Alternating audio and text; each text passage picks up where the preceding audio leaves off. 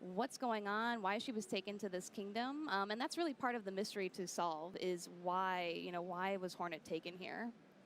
It is just beautifully executed, I think, as you'd expect anybody who played the original Hollow Knight. It's so atmospheric. It's so beautiful. And really, you can immerse yourself in this world and in the characters. Really haunting, gorgeous environments. And so here we're starting off right at the very beginning of the game, giving you a little bit of a sneak peek about what is going on. But hang tight with us. After we've done the early section of the game, we are going to be hopping a little bit further into the game, and at the very end, if we're lucky, tackling a boss fight and trying our luck there as well. So here we see Hornet. And she's imprisoned, and that is not a state that she's used to being in. No, it seems like there's some sort of seal of binding as well on this. So I'm not sure what's going on. Again, it's part of the stories to unravel that mystery among many others. And I think if you haven't played the original Hollow Knight, you might not know too much about Hornet. She is not a character I would expect to end up in a cage. No. She's a very powerful, interesting being from the original game who she's just such a competent fighter. You've got to wonder what happened to lead to this turn of events for her. Yeah, in the original Hollow Knight, she's both friend and foe, and quite a formidable foe. I know quite a few people that had quite a challenging time taking her down in the boss battles. Yeah, in some ways, she's kind of like the princess protector of Hallow Nest, so she's got a very significant role to play there. Yeah. I love how cool she plays it, even as she's falling there. Still good. Yes. It's fine. Yeah, I don't know if she's got wings, but she's got courage, that's for sure. That is true. So we are starting here in Moss Grotto. This is the bottommost level in Hollow Knight. As part of the story, part of Hornet's adventure is ascending to the top, and you really start all the way at the bottom. And exciting for Hollow Knight fans is this is a brand new kingdom. This is a place we've never been, a place called Farloom. So you really don't know what to expect as you jump in here and start exploring. And look at all these vibrant colors in this environment. It's really very stunning. Yeah, Team Cherry has really upped the ante on the detail in their environments. This reminds me of, the Queen's Garden from the original Hollow Knight, where with a lot more, the first game had so much more detail, so this is really taking it to a whole nother level, how much depth and details in this world. And with the audio design, the little noises in the background, the kind of bugs and the moisture, you can almost feel the humidity as you're exploring this first area. And you have a nice little edge grab there, which is new. Hornet really has her own play style, very acrobatic. Yeah, so she feels different than the Knight from Hollow Knight. She has a little bit more weight to her. She's a little bigger as well, so she can jump higher. She definitely is much more acrobatic and flourished than the Knight was. So we are heading over here. These enemies seem to have some sort of curse. What that curse is, what that haunting is, we need to solve that as part of our journey. It's different than the curse that was in Hollow Nest. And it is kind of tragic as you're exploring it here and you find all these little bugs. In some respects, they're still toiling away at their life's work, but their minds aren't their own anymore. And you really feel for them because as you go through and you meet these characters, my heart breaks for these poor little bugs, I'll be honest. Yeah, bugs get a really rough deal in these worlds. They seem to, like in Hollow Knight, they had sentience at some point and then they almost become a hive mind again. In this story, they're also possessed by which force.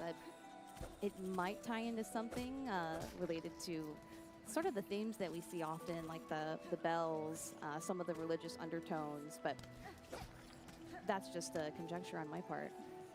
And we mentioned this previously, but this is the very beginning of the game. So things are a little slower here, but they ramp up. They absolutely ramp up. The enemies get harder, you get more moves, you get more tools. And right now she doesn't have many actions. I can jump, I can hit, I can dash downward like that, and that's about it. But there's much more to learn as you progress through the world. It's really satisfying to get those new abilities as the game progresses. Oh, for sure. Yeah, she's always learning. I mean, if it seemed like she was a seasoned foe in Hollow Knight, you guys haven't seen anything yet. So we are entering this first boss fight here against Moss Mother. and I have quite an audience in the background. Oh, her kids are coming to watch. Hi, Bob. Do good. So as you are focused on the combat, we will let you wail on this Moss Mother. I think, Audrey, we've talked about this in the past, but both of us are really big fans of the classic side-scrolling Metroid style of gameplay. Yeah. And that's something that I think, for me, when I first played Hollow Knight, was the thing that really jumped out at me. Like, this is so true to that experience in terms of the progression, the backtracking, the deep exploration, this sense of mystery, but also just the ambiance. It's a spooky game. It's so true. You can tell that the developers really love that genre, but they really made their own mark on it. And with the art style, it's so interesting as you're interacting with characters and bosses and enemies. And Team Cherry is packing, I think, over 150 new enemies in here. There's no real different treatment. So here, is this an enemy? Is this a friend? You don't know. You feel this nervousness in your gut whenever you meet somebody new. Mystery around every corner. Yeah, you never know if it's going to be friend or foe, if the haunting of the kingdom has affected them in some way. Mm-hmm. Yeah, everyone you approach, you're like, oh, should I be afraid? Are we going to be friends? Yeah. In this case, I do believe, I got some tidbits from Team Cherry. I do believe that's the church keeper, who may be a mentor of sorts for Hornet throughout the journey. Looking forward to seeing a little bit more about them for sure. So here we are jumping ahead. Katie, you've got us a little bit further into the game. What can you tell us about this spot? So we are in Deep Docks, and this is an industrial region of Farloom. We've got a lot more actions at Hornet's disposal right now. You know, and really when I say a little bit further into the game, not by very much. No, we're not going to spoil anything. We don't know where, but we are still very early on in the game here. And just a moment ago there, you collected some of the new currency with the rosaries. Yeah, so one good thing to point out is we've got some rosaries here. That's the currency for Farloom. And we have some shell shards here. So as you traverse, you'll be collecting two different types of items to, one, purchase items, and two, replenish your tools and get new tools. Something to watch out for, though, is that if you actually are defeated, you will lose your rosary beads. You'll hold on to your shell shards, but you'll lose all those nice rosaries.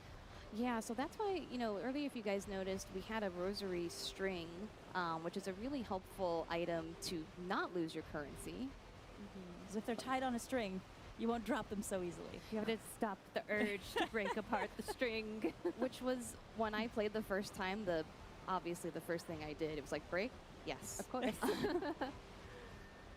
So a little bit of platforming here. We're heading over to this lovely little gentle flea. Oh, hello. So this is a flea, one of the loveliest bugs in just all the worlds. I've been terrorized by fleas in my past. It's okay. It's personal stuff. But, you know, for these guys, they have come to Farloom for enlightenment. So again, some religious undertones to this game. That was Bellhead. Yeah, Bellhead, he has a hard head. So we're going to have to go for his undercarriage, if you will. And it's interesting, coming right back to thinking about the title of the game, Silksong, there is a really interesting kind of musical undertone to the game. We're seeing bells hanging in the background, chimes. Some of these enemies we're seeing have a kind of musical component. Silk, on the other hand, if we talk maybe about the UI elements here, Silk plays quite an important role for Hornet as well. Yeah, so she's got a similar setup that the Knight had in Hollow Knight. Instead of soul, she uses silk. So when you do fight enemies, you accrue more silk. There's also some reservoirs of sort, like in the spindle here, to acquire more. And that goes onto your spool in the upper left. So right now you've got a nice stash ready to go. Yeah, I've got a nice stash of silk, so I can heal really quickly. That's another difference from her to the Knight, is the ability to heal without having to charge. She can charge super quickly, she can charge mid-air, so in those tight boss battles, you still need to think, but perhaps one less thing. Just grabbed that dot key off that poor Bellhead. He doesn't need it anymore. I think he's, yeah. So as you see, these guys still continue to work. So they're haunted by something, but there's still some sort of goal that they're working toward. At least for these Bellheads here, it seems that they're gathering all this coal to send up to the Citadel, which is high above in Farloom. So I wonder if next time we see an enemy, if we could try something else out, because we've got one other icon at the upper left that we haven't talked about with the straight pins. Yeah, so much like the knight, again, there's all these similarities, but key differences. So instead of charms, she has tools. So using the R button, I can throw a straight pin out. We'll get out of this lava pool here so I can better... And you can dash across that, but you can't linger. No, I learned that the hard way. Gotta keep moving. So, and then again, another movement, or I'm sorry, action change rather, is that she can dash. So after you dodge, you can get out of dodge quickly by sprinting. So we're gonna head over here, get this mass shard, collect 4 of these, and you'll get another mass shard, which is basically your health. We'll go again and heal.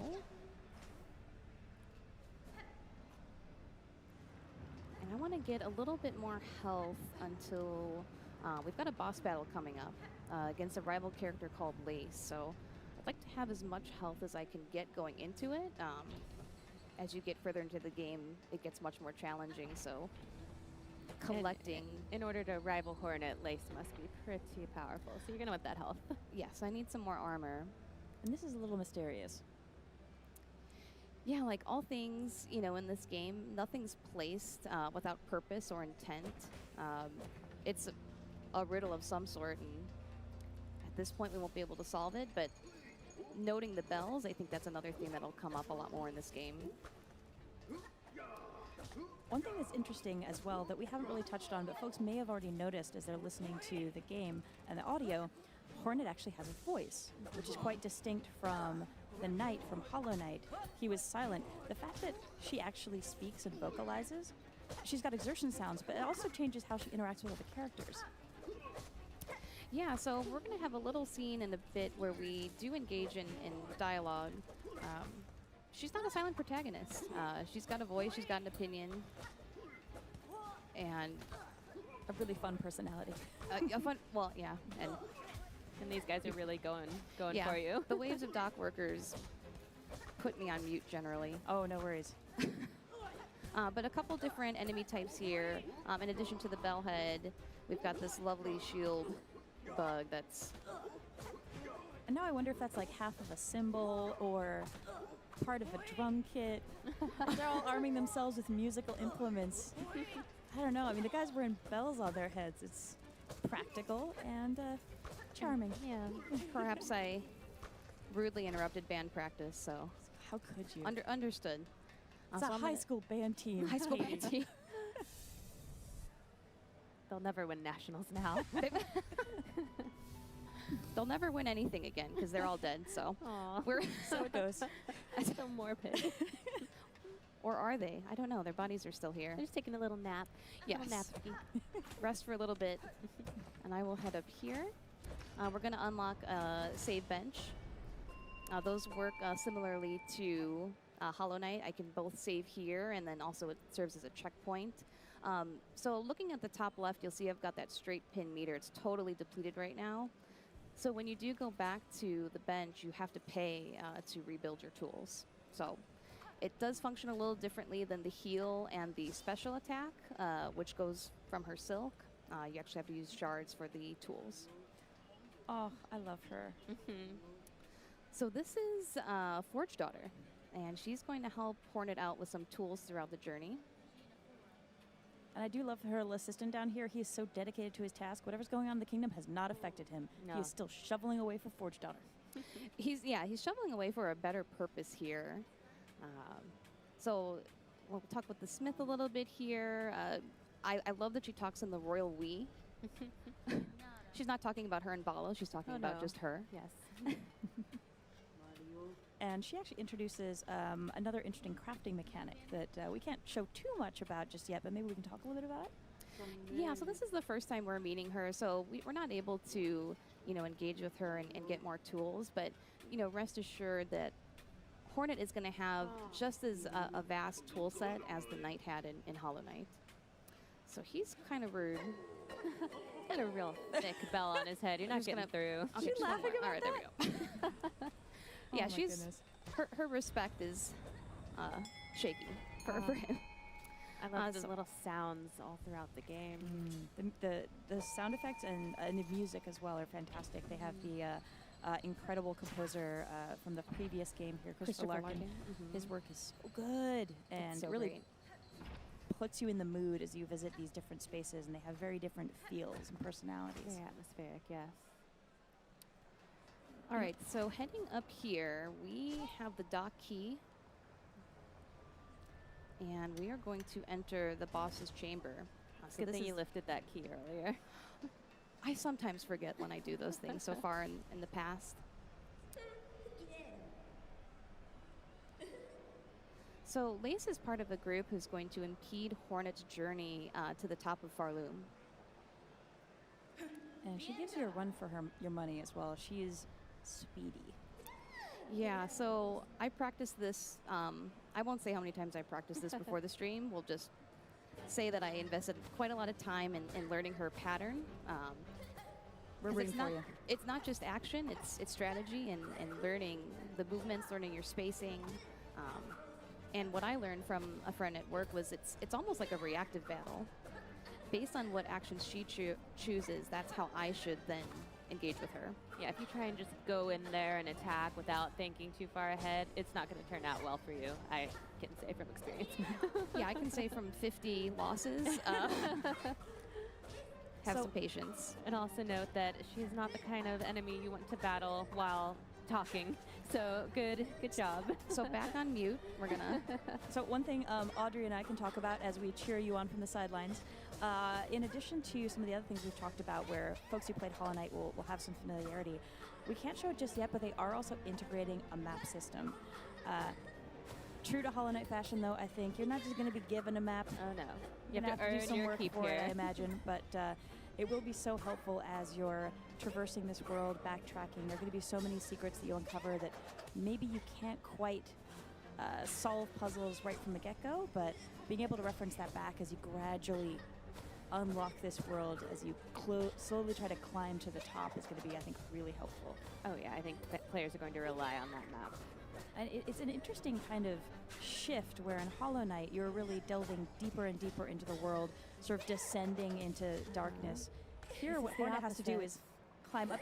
Well done. Dude. Well met. Nice I don't know done. what you guys have said the past 2 minutes. That's all right. Don't worry about it. Ambient noise. Good job. Just the white noise you needed. The soothing voices of conversation. Yeah. I don't think I breathed for like 2 minutes. So that's an intense fight. You can't play that offensively. You've got to play a bit more defensively. But with that, we've entered this chamber here. And are we allowed to show anything past this chamber? No. That's all right. It's a nice tease for players at home. No. We will let folks wonder.